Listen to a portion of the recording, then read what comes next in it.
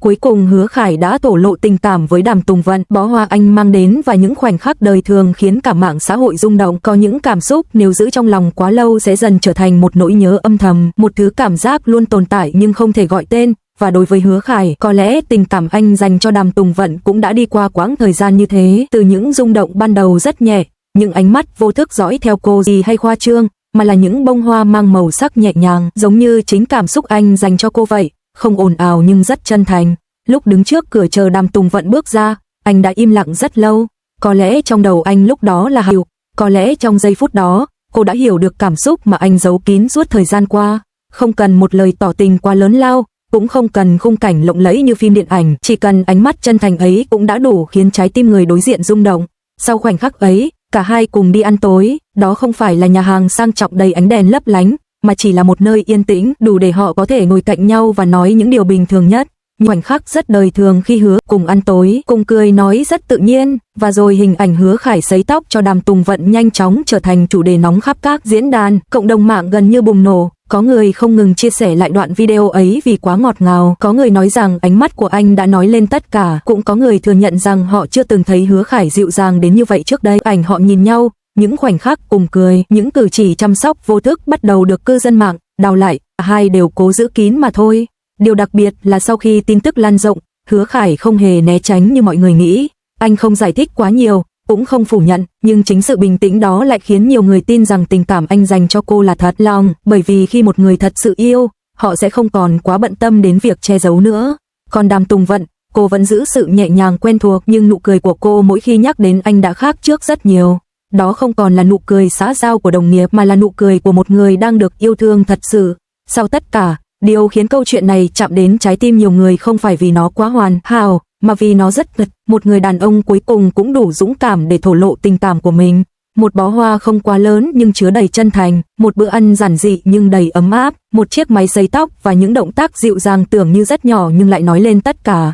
Và có lẽ, chính những điều bình dị ấy mới là thứ khiến cộng đồng mạng xôn xao suốt nhiều ngày, bởi vì giữa thế giới quá nhiều sự hào nhoáng và vội vã, người ta vẫn luôn rung động trước một tình yêu được thể hiện bằng sự quan tâm chân thành và những khoảnh khắc đời thường giản dị nhất. Và rồi, sau khi những hình ảnh ấy lan truyền khắp mạng xã hội, cuộc sống của Hứa Khải và Đàm Tùng Vận dường như cũng bắt đầu thay đổi theo một cách rất đặc biệt, không còn chỉ là những lời đồn mơ hồ hay những hint khiến người hâm mộ suy đoán, mà lần này cảm xúc giữa họ đã trở nên quá rõ ràng qua từng ánh mắt và hành động nhỏ. Điều khiến mọi người rung động nhất chính là việc câu chuyện của họ không giống một chuyện tình được xây dựng quá hoàn hảo như phim ảnh, mà ngược lại, nó rất đời thường. Một bó hoa được ôm bằng cả sự hồi hộp, một bữa ăn đơn giản nhưng đầy tiếng cười, một chiếc máy sấy tóc vang lên giữa căn phòng yên tĩnh. Và chính những điều nhỏ bé ấy lại khiến trái tim người ta mềm đi nhiều nhất. Sau khi tin tức bị lộ, rất nhiều phóng viên bắt đầu theo dõi lịch trình của cả hai. Chỉ cần Hứa Khải xuất hiện ở đâu, người ta lại tò mò liệu Đàm Tùng Vận có ở gần đó không. Chỉ cần cô đăng một bức ảnh đời thường, cộng đồng mạng lập tức soi từng chi tiết nhỏ xem liệu có dấu vết nào liên quan đến anh hay không. Nhưng điều thú vị nhất là dù mọi chuyện đã trở thành đề tài nóng trên Internet, giữa họ lại không hề xuất hiện sự gượng gạo. Ngược lại, cả hai dường như càng tự nhiên hơn khi ở cạnh nhau. Có lẽ bởi vì khi một mối quan hệ đã đủ chân thành, con người sẽ không còn muốn che giấu quá nhiều nữa. Một lần nọ, trong lúc cùng tham gia một buổi ghi hình, Hứa Khải vô thức kéo ghế cho Đàm Tùng Vận trước khi cô ngồi xuống. Hành động diễn ra rất nhanh, gần như là phản xạ tự nhiên, nhưng chính phản xạ ấy lại khiến cư dân mạng bàn tán suốt nhiều ngày, bởi vì không phải ai cũng có thể quan tâm đến một người theo cách bản năng như vậy. Có lúc, khi cô nói chuyện với mọi người xung quanh, ánh mắt anh vẫn lặng lẽ dõi theo cô, không phải kiểu nhìn quá lộ liễu mà là ánh mắt của một người luôn muốn chắc rằng đối phương đang vui vẻ và ổn. Và điều đặc biệt là mỗi lần bắt gặp ánh nhìn ấy, Đàm Tùng Vận lại khẽ cười rất nhẹ, nụ cười không lớn nhưng đủ để khiến người ta hiểu rằng cô cảm nhận được tất cả sự dịu dàng ấy. Sau đó không lâu, mạng xã hội lại lan truyền thêm một đoạn clip ngắn.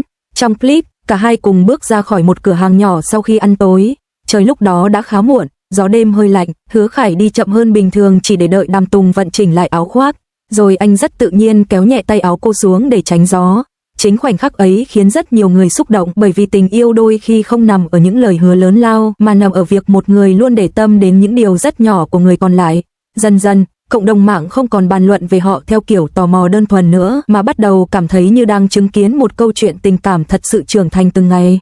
Người ta nhận ra rằng điều làm nên sức hút của Hứa Khải và Đàm Tùng Vận không phải là những khoảnh khắc quá kịch tính, mà là cảm giác bình yên khi họ ở cạnh nhau. Có một điều rất lạ là mỗi lần xuất hiện cùng nhau, không khí xung quanh họ luôn trở nên dịu lại. Dù chỉ là cùng đi ăn, cùng trò chuyện hay cùng ngồi im lặng, người khác vẫn có thể cảm nhận được sự kết nối rất tự nhiên giữa hai người. Một kiểu kết nối không cần cố gắng thể hiện nhưng vẫn khiến người ta nhận ra ngay lập tức.